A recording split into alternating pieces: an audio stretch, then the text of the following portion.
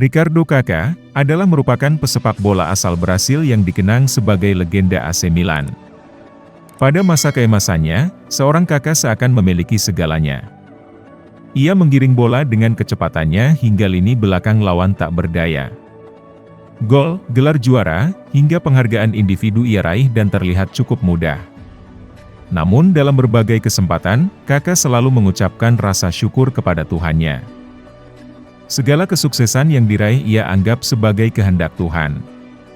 Tak jarang kita melihatnya berlutut, menengadahkan kepala, dan mengangkat kedua tangannya seraya berdoa. "Saya milik Yesus," begitulah yang tertulis di kaosnya. Kaká memang merupakan sosok religius di atas lapangan hijau.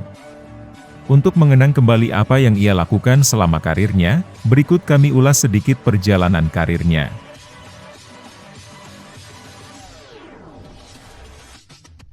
Ricardo Kaká lahir di Sao Paulo, Brasil pada 22 April 1982 dan dibesarkan oleh keluarga yang berkecukupan.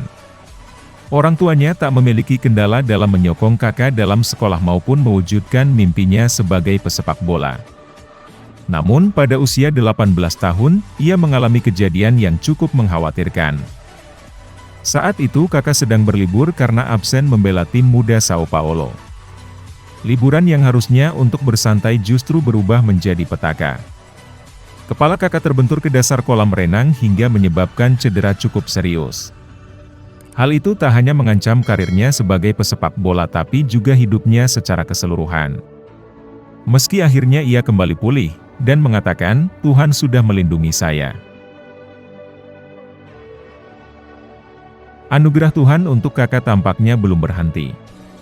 Ia mendapat kesempatan untuk melanjutkan karirnya di Eropa bersama AC Milan. Pada musim panas 2003-2004, ia diboyong Rossoneri dari Sao Paulo dengan mahar 8,5 juta euro atau setara dengan 147 miliar rupiah. Musim 2006-2007 menjadi salah satu musim terbaiknya. Begitu banyak kenangan yang membekas dan kita patut bersyukur karena bisa menikmati momen tersebut. Kaká berhasil membawa Rossoneri meraih gelar Liga Champions sekaligus membalas dendam ke Liverpool. Puncaknya, Kaká meraih penghargaan prestisius Ballon d'Or di 2007 tersebut. Ricardo Kaká memang manusia biasa yang kadang mendapat anugerah dan nasib buruk. Seperti halnya saat ia mengalami masa sulit di Milan. Saat itu klubnya cukup dilema apakah mempertahankan sang bintang ikonik, Kaká, atau melepasnya. Saat itu, Rossoneri sedang membutuhkan dana. Tawaran Manchester City untuk Kaká pada Januari 2009 ditolak. Kaká bertahan di Milan. Meskipun pada akhirnya, ia dijual ke Real Madrid pada musim panas 2009. Saat itu, El Real menebusnya dengan harga 67 juta euro atau setara dengan 1,1 triliun rupiah. Di Real Madrid, Kaká memang tak secemerlang saat berseragam Milan. Badai cedera dan kesulitan menembus tim utama menjadi alasan ia lebih sering duduk di bangku cadangan. Padahal saat direkrut, Kaká menjadi nama awal yang diproyeksikan menjadi Los Galacticos Jilid 2. Pada akhirnya, ia mampu berkontribusi dalam gelar Copa del Rey 2011 dan La Liga 2012. Tapi banyaknya bintang yang dimiliki Los Blancos membuat sinar Kaká meredup. Kaká pun menyudahi kontraknya bersama Los Blancos dan kembali ke AC Milan pada musim panas 2013. Kembalinya Kaká ke Milan tak berjalan mulus, dan ia tak bisa menyelamatkan Rossoneri dari hasil buruk. Pada musim 2013-2014, Milan mengakhiri musim di Serie A dengan menduduki peringkat 8.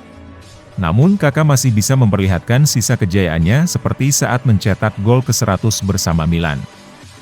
Dari total 37 pertandingan pada musim tersebut, ia masih mampu mencetak 9 gol. Kaká kemudian dipinjamkan ke klub masa kecilnya, Sao Paulo, sebelum bergabung dengan Orlando City. Klub MLS itu menjadi akhir dari jalan berliku karirnya pada tahun 2017. Ricardo Kaká adalah bintang lapangan sepak bola yang rendah hati. Ia selalu bersyukur atas apa yang ia raih dalam karirnya. Momen apa yang kamu ingat dari sosok kakak?